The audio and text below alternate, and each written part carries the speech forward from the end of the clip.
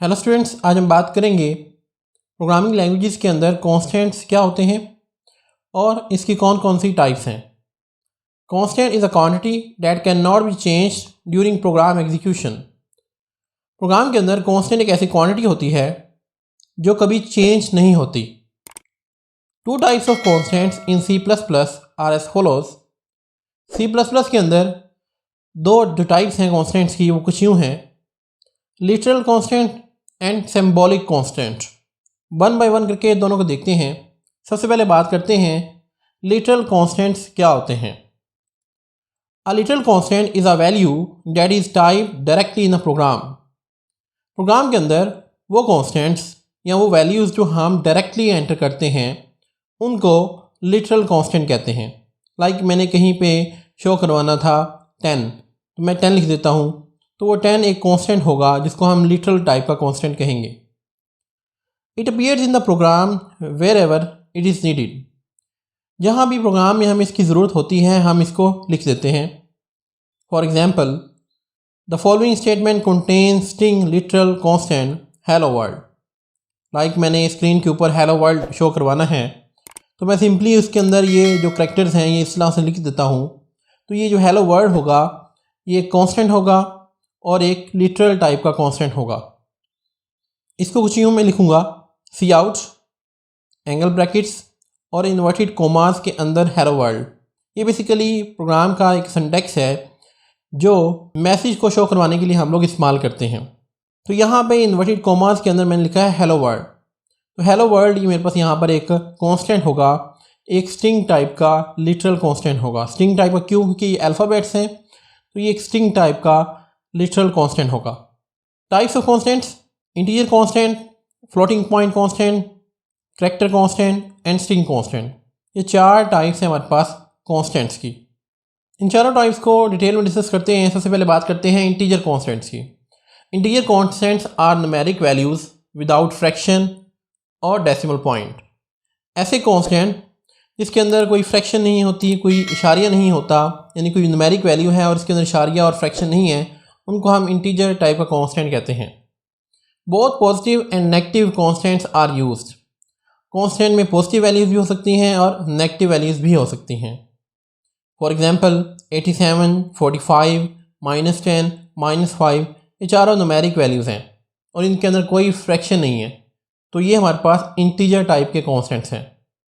Next है floating point constant. Floating point constants are numeric values with fraction और decimal point. ऐसी numeric values जिसके अंदर fraction हो या इशारिया हो उनको हम फ्लोटिंग पॉइंट कांस्टेंट्स कहते हैं। Both positive and negative constants are also used. इसमें भी हम पॉजिटिव भी वैल्यूज़ इस्तेमाल कर सकते हैं और नेगेटिव वैल्यूज़ भी इस्तेमाल कर सकते हैं। एग्जांपल 10.50 और -70.90, ये दोनों इशारे वाली वैल्यूज़ हैं, इसलिए इनको हम फ्लोटिंग पॉइंट कांस्टेंट्स कहेंगे। नंबर 3 पे है character constants. Any character written in single quotes is known as character constant. किसी भी करैक्टर को जब हम सिंगल कोटेशन मार्क के अंदर लिखते हैं तो वो प्रोग्राम के अंदर करैक्टर कांस्टेंट को रिप्रेजेंट करता है। All alphabets, characters, digits and special symbols can be use as a character constant. हमारे करैक्टर कांस्टेंट के अंदर अल्फ़ाबेट्स भी हो सकते हैं, कोई करैक्टर भी हो सकता है, कोई डिजिट भी हो सकता है, कोई स्पेशल सिंबल भी हो सकता है। फॉर एग्जाम्पल अगर हमने ए को डबल कोटेशन के अंदर लिखा है तो ये ए एक करैक्टर कांस्टेंट है।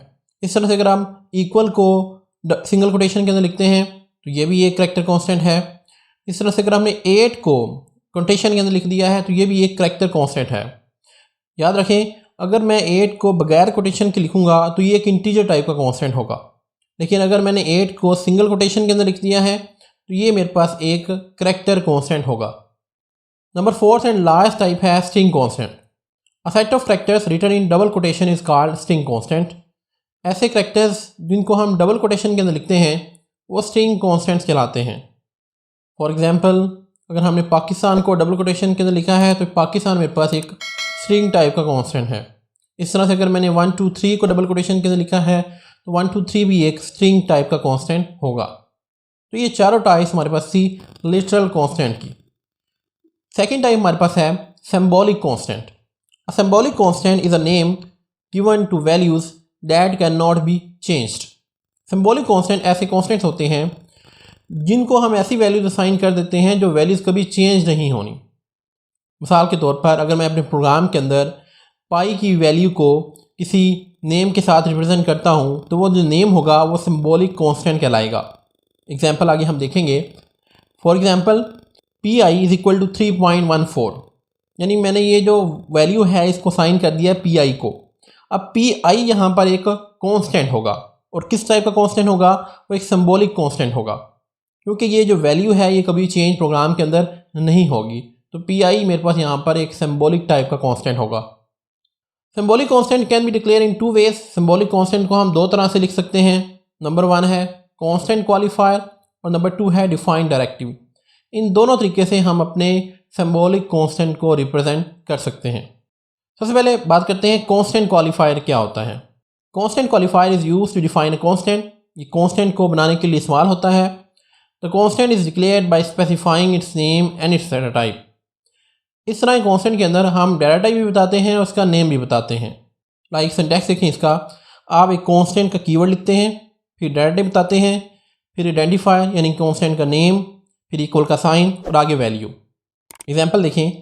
कांस्टेंट का मैंने कीवर्ड लिखा है, फिर मैंने डाटा टाइप बताई है कि इंटीजर है, आगे मैंने आइडेंटिफायर बताया कि मेरे पास n है नेम कांस्टेंट का, इक्वल का साइन और उसकी वैल्यू है 100। अब यहाँ पे n बेसिकली हमारे पास सिंबॉलिक टाइप का कांस्टेंट है, जिसकी वैल्यू जो 100 है वो प्रोग्राम के दरमियान कभी चेंज नहीं होगी। अब हम अपने कांस्टेंट को डिफाइंड डायरेक्टिव के थ्रू भी इस्तेमाल कर सकते हैं। Defined directive is also used to define a constant. ये भी कांस्टेंट को डिफाइन करने के लिए इस्तेमाल होती है। The difference between constant qualifier and defined directive is that defined directive does not specify the data type of the constant. अब कांस्टेंट क्वालिफायर और डिफाइंड डायरेक्टिव के अंदर फ़र्क क्या है? इन दिनों में बेसिकली फ़र्क ये है कि यहाँ पर अगर आप देखें तो हमने डाटा टाइप भी बताई है कि हमारी डाटा टाइप है कांस्टेंट की इंटीजर, लेकिन डिफाइंड डायरेक्टिव के अंदर हमें डाटा टाइप बताने की ज़रूरत नहीं पड़ती। सिंटैक्स इसका कुछ यूँ है, हैश डिफाइन आइडेंटिफायर और वैल्यू। अगर आप देखें यहाँ पर तो हमने कहीं भी कांस्टेंट की डाटा टाइप नहीं बताई। वो डाटा टाइप ऑटोमेटिकली सर्च कर लेता है, ऑटोमेटिकली आइडेंटिफाई कर लेता है। Example hash define PI 3.141। अब PI यहाँ पर सिंबॉलिक कांस्टेंट है और हमने यहाँ पर कहीं भी डाटा टाइप नहीं बताई। तो इस तरह से हम सिंबॉलिक कांस्टेंट को 2 तरीके से डिफाइन कर सकते हैं। आई होप आपको क्लियर हो गया होगा कि कांस्टेंट्स क्या होते हैं और उनकी टाइप्स कौन कौन सी हैं। आज के लिए इतना ही, मिलते हैं नेक्स्ट लेक्चर के अंदर। Thank you very much.